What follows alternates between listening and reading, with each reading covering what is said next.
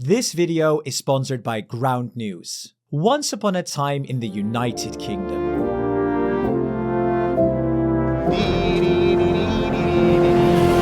no more financial contributions. No more European Court of Justice.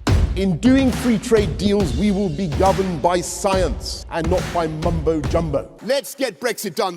but reality hit hard. And perhaps a shifting global landscape may force a rethink. Brexit has failed. Forgive me.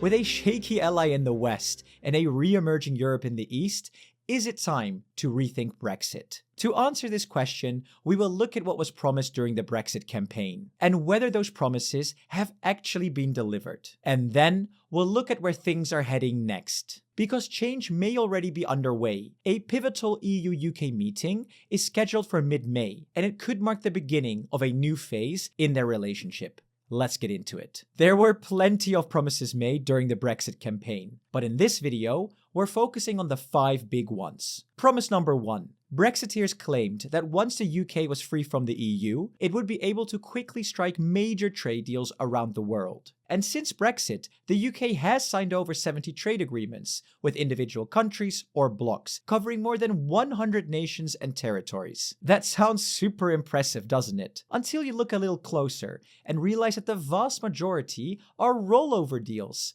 Direct copies of agreements the UK already benefited from while it was still an EU member. That leaves only a handful of genuinely new deals. And these include agreements with Japan, New Zealand, Australia, and membership of the CPTPP, a Pacific trade bloc of 11 countries. But here's the issue. These new deals offer little economic value. Critics say the Australia and New Zealand agreement favor them over the UK, especially at the cost of British farmers. And the CPTPP, the UK already had trade deals with 9 of its 11 members, so the real gains are minimal. Even in the UK's government's own impact assessments, these deals are not exactly groundbreaking in value, with a total projected GDP boost of just 0.19%. Not exactly mind-blowing, and certainly not a promise kept. On to promise number 2. Brexiteers claimed the UK would still have frictionless trade with the EU, even outside of the single market. Trade between the UK and EU is governed by the Trade and Cooperation Agreement, or TCA. It allows tariff-free trade in goods, but crucially, this does not mean frictionless trade. Goods are still subject to checks, paperwork, and delays to ensure they meet EU standards. For example, small exporters, like a UK cheese producer, now face custom forms, vet-signed health certificates, and border delays. And as the EU is still UK's biggest trading partner, making up around 46% of total trade, this really hurts. If we look at the UK's trade performance over the last decade, it's clear that from 2020 onwards, the UK has significantly underperformed its G7 peers in goods traded. Massively so. Interestingly though, in contrast, the UK has slightly outperformed the G7 average when it comes to services. The scale of the damage is still a hotly debated topic though, and some estimates say UK goods exports are 6% lower than they would have been inside the EU. Others put that figure as high as 30%. And meanwhile, the Office for Budget Responsibility projects Brexit will reduce total UK trade by 15% in the long run and shrink the economy by around 4%, or 113 billion euros per year in 2023 terms. So yeah, when it comes to promise number 2, that trade with the EU would continue smoothly, it simply hasn't been kept. Next up, promise number 3. Brexiteers argued that leaving the EU would stop the UK from sending billions of euros to Brussels, money that could be spent at home instead. And yes, in 2018, the UK sent around 22 billion euros to the EU, with a net contribution of around 12 billion euros after rebates and EU funding. Under the withdrawal agreement, the UK is still making payments for that now, but that 12 billion euro annual cost will eventually disappear. So on paper, this is a massive win. More money to spend at home. But not so fast. Yes, the UK will save money in EU contributions, but it's nearly losing 113 billion euros a year in trade, and that's about 10 times as much. I know, it's GDP versus public spending, but even with that caveat, the difference is huge. So when it comes to money, Brexit hasn't exactly saved the UK anything. And then there was promise number 4. Brexiteers said that Brexit would allow the UK to take back control over immigration. And since Brexit, net migration from the EU has dropped sharply, thanks to the end of free movement. So in that sense, the UK did regain control. It now sets its own immigration rules. But again, it's not that simple. While EU migration has dropped, non-EU migration has absolutely soared. In 2023, net migration hit around 900,000, nearly 4 times as high than in 2016, the year of the Brexit referendum. So yes, the UK took back control, but it hasn't used it to bring those numbers down. In fact, it's much worse today than back when the UK was part of the EU.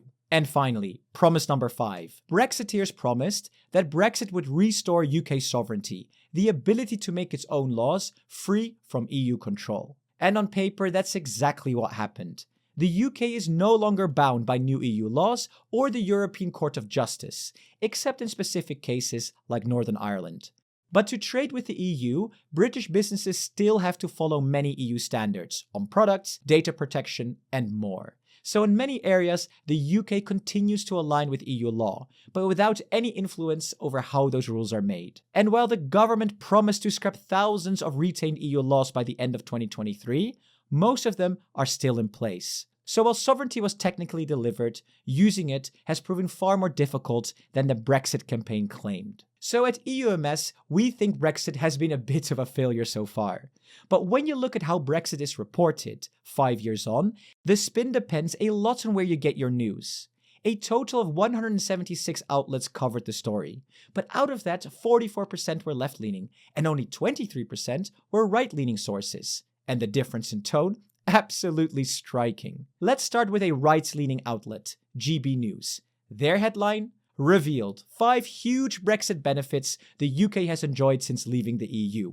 Very positive. But take it with a grain of salt. Their factuality rating is mixed. Then jump to the Daily Mirror, a more left-leaning source. They do a full 180 with the title, 6 Ways Brexit Has Made Brits' Lives Worse. Again though, it has a mixed factuality rating, so not exactly bulletproof info either. Now compare that to a more centrist outlet, like Euronews. Their headline, 5 years of Brexit. Is the United Kingdom better off? Notice the tone. Neutral and not pushing a narrative. And in this case, the factuality rating is also high. And this is where Ground News, our sponsor, is so awesome. Because for every news story, they show you the media bias, factuality, ownership, and much, much more. I use Ground News myself to cut through the noise and get a clearer picture of what's actually happening. And you can subscribe to them too. For a limited time, for just €5.15 per month, you can get unlimited access to their Vantage plan with my link below at ground.news/EUMS or scan the QR code on screen. That's 40% off. And if you are interested in the European Union, like I obviously am, there is a whole page dedicated to just that. Trust me, it is worth it. Now back to the video. In our view, the promises of Brexit haven't been fulfilled. And on top of that, there are external problems too. Free trade is no longer guaranteed. War has returned to Europe, and the UK's global influence is shrinking, now accounting for just 3.2% of global GDP. Miles behind the US, the EU, and China. Keir Starmer seems to have noticed too. He's pushing to reset relations with the EU through a new strategic partnership. He wants to deepen defense cooperation and boost trade. For example, the UK and the European Commission are working on a major defense deal that could let British defense companies access to the EU's new €150 billion SAFE fund. This fund will help EU countries borrow money to buy things like missile defense systems, drones, and ammunition, possibly from UK suppliers. Now, this seems like a great step forward, but what about trade? Right now, UK-EU trade is governed by the TCA. It allows tariff-free trade in goods, but not in services, people, or capital, and is far from frictionless. And one of the simplest steps to move forward is for the UK to rejoin the EU's customs union, aligning its rules for goods and adopting a common external tariff. This would eliminate custom checks and red tape at the border, giving a major boost to trade, especially for small businesses. The UK would no longer sign its own trade deals, but given the underwhelming results of its post-Brexit agreements, that may not be a big loss. Non-EU countries like Turkey, Andorra, San Marino, and Monaco are already part of the customs union, each with their own arrangements. And then there's a single market. The single market isn't just about the free movement of goods. It also allows the free movement of services, people, and capital. Joining the single market means full alignment with EU rules. The UK could technically strike its own trade deals, but in practice, EU regulations would severely limit that freedom. The single market also entails a membership fee, and without being part of the customs union, border checks may still be required. Non-EU countries like Norway, Iceland, and Liechtenstein currently participate in the single market. So, is one of these models a fit for the UK? Here's what Prime Minister Keir Starmer thinks about them. I've said on a number of occasions that we are not going back to the EU, and that means not going back into the single market or the customs union. Seriously? You're not giving us a lot of room to maneuver there, Starmer. And the public seems way ahead of the politicians. According to a recent Ipsos poll, 68% of Britons would accept the free movement of EU and UK citizens in exchange for better access to the EU market. A clear majority would also accept EU food and product safety rules. Even the idea of a role for the European Court of Justice splits opinion down the middle. Not the deal breaker it once was. In our opinion, Brexit has not been a success for the UK or for the EU, and it would make perfect sense for the UK to rejoin the single market and the customs union. It would soften the blow from rising US tariffs and help both sides boost their economies. And to be honest, how can the UK, with just a fraction of the EU's economic clout, expect to negotiate better trade deals on its own than the EU can as a unified bloc? It's baffling to me. Just look at the dozens of deals the EU is currently negotiating. So, defense cooperation? Absolutely. EU customs union?